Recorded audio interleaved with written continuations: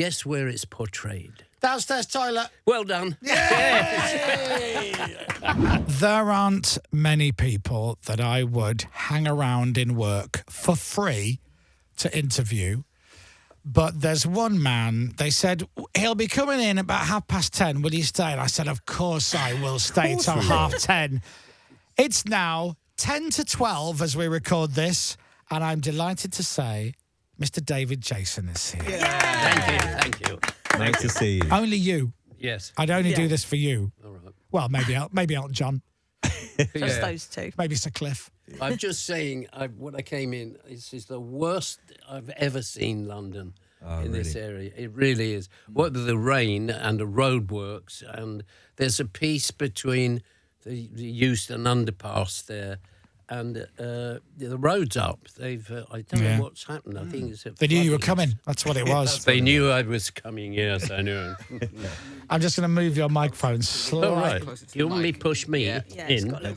Oh, hello. Oh, This is rather nice. It's like I'm doing a voiceover session. Hello. You went into voiceover mode. Yes.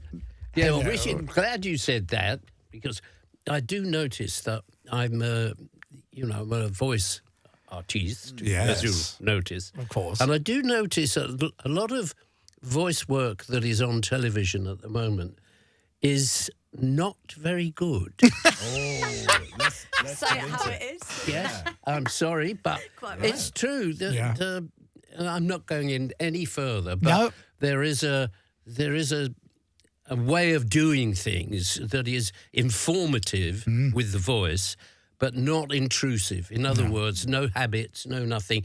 Your job is to impart the information of whatever film or commercial or whatever it is, and not get yourself in front of it so we notice.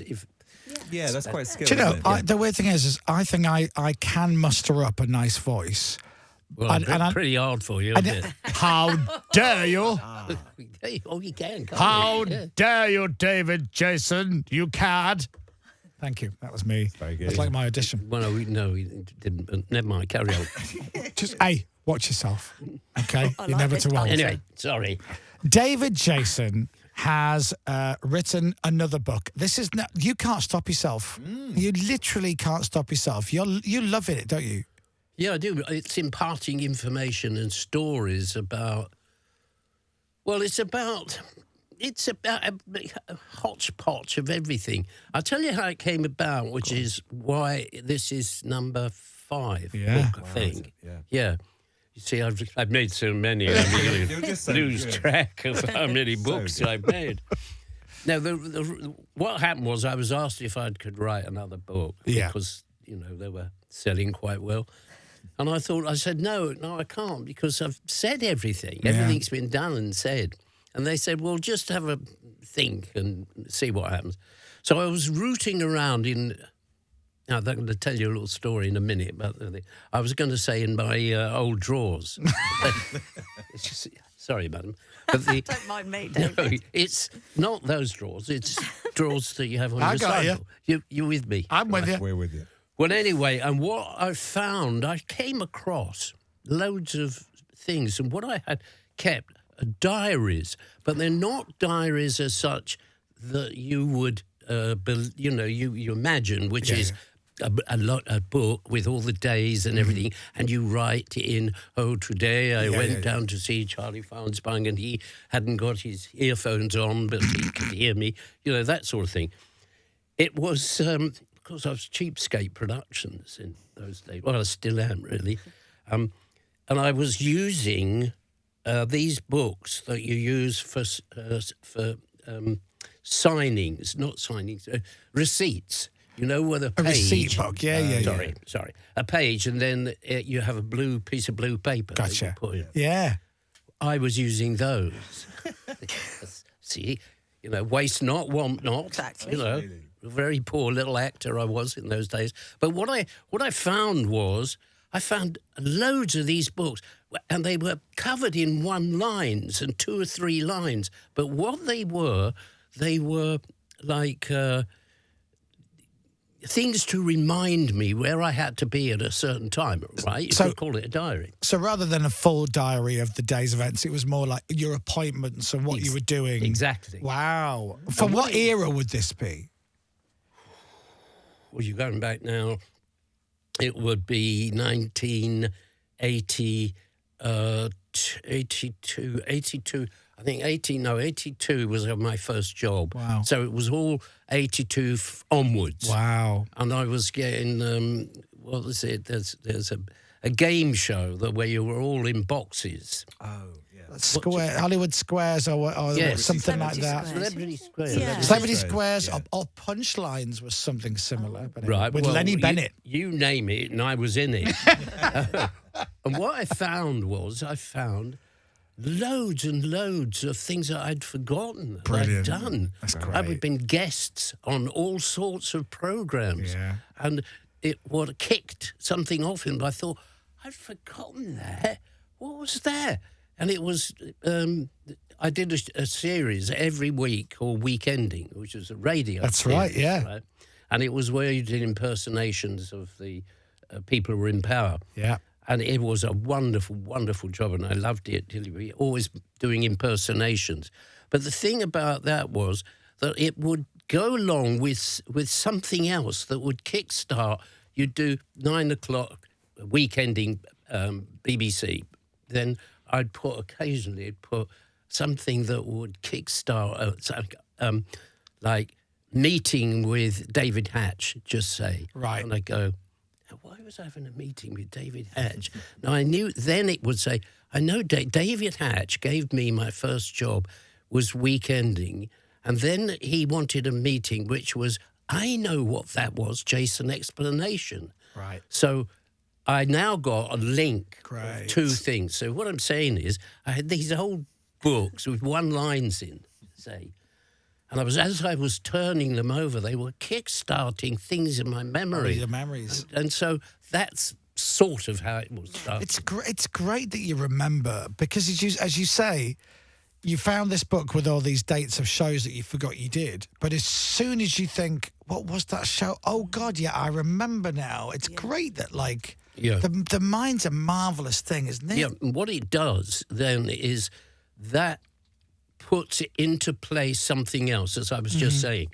Going to BBC weekending, that's it.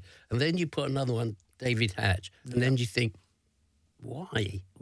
And then that leads you, I remember now, and that was beginning to rub all sorts of things off in your memory. Yeah. So it's unlocked a whole treasure trove Yes, of of memories. things you'd totally forgotten, because you never go in these books, as I say, that were buried in the bottom of these chest of drawers and things.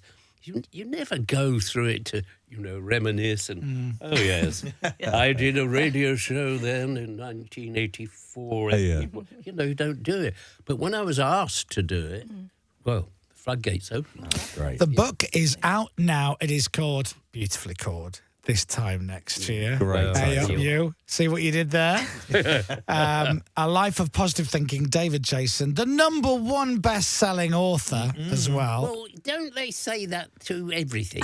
No, only the people who are a #1 best-selling author. I'm a 2-time Sunday Times best-selling author, but I'm not a #1 best-selling author. But are they allowed to say, but are they sort of our printers, our producers, are they helping our memory along by putting that #1, or is it? No, It's currently #1 in quite a few categories at the moment. I had to look. Yes. Yeah, so It's it doing is. very well. Is it?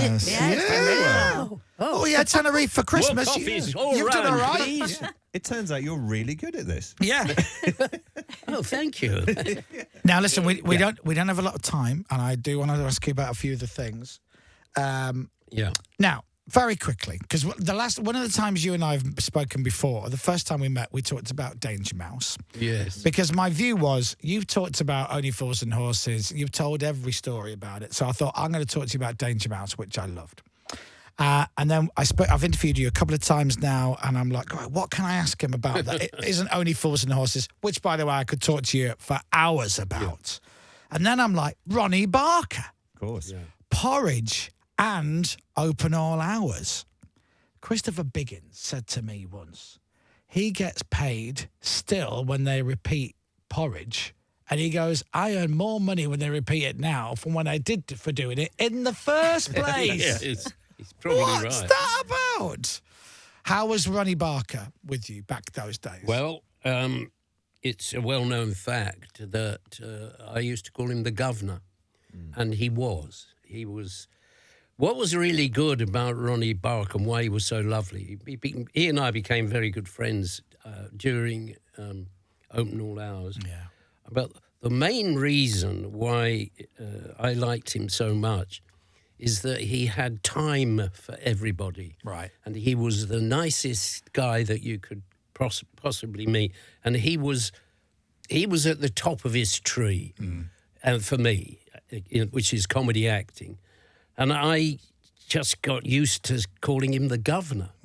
And so because of that, later on, when he retired, he wrote me a certificate, if you like. Right. It's in wonderful old-fashioned writing. You know Lovely, that they make old, calligraphy, like yes, that's proper, it. Yeah.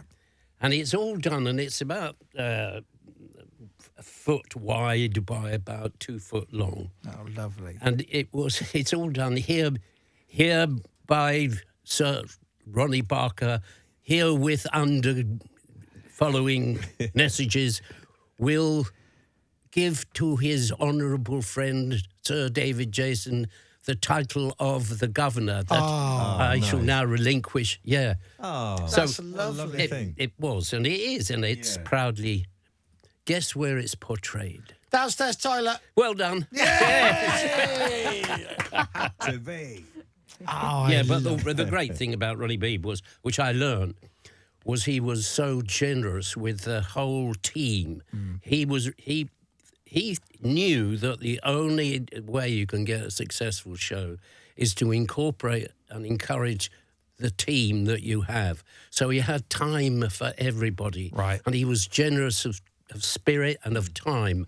And because you do hear, no names, no pactor, of mainly some of the big names coming out of Hollywood who can be extremely difficult and a pain in the Yeah. How's Sometimes you've got to wait for an hour and a half for these people to turn up for interviews. Yeah, that's exactly my point. With no genuine reason. Yeah. I'll have to leave this bloke. If you're ever, Touche. I love you. You know I do. If you're ever flicking through the TV channels and one of your shows comes on, which I would assume would mainly be but Only Fools and Horses, do you go, no, I can't, or do you go, I'll just watch a little 5 minutes of it? Oh, I remember that day. Yeah. What do you do? Very rarely Really? do I watch, but sometimes, like you've just pointed out, I'll be looking for something else on television, and then I'll scroll past, and suddenly an Old Fools and Horses will be on, and I go, exactly that. I go, well, oh, yes, I love that. See, this is where, because Buster, he was just, and it all comes flooding back. And then I sit there, and half an hour later, I'm going, oh, wait a minute, I was supposed to be doing something else here. It's brilliant that you have, what a great role, and you did amazing work with it, with the character of Del Boy. But it's still a massive piece of your work, but it's still just a piece of your work. Yeah. And the nice thing about your work, I guess, is like, somebody says to me, David Jason, I honestly will think of Del Boy and Danger Mouse in equal measure, which is weird. Danger Mouse was when I used to come home from school and put the TV on.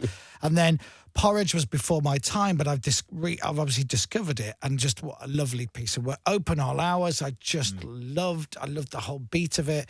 And then obviously, you can go back and watch certain old things like Do Not Adjust Your Set. There might be the odd bit of that around, and of course, every single advert in the 80s which you said yes to. Oh, yes. Yeah.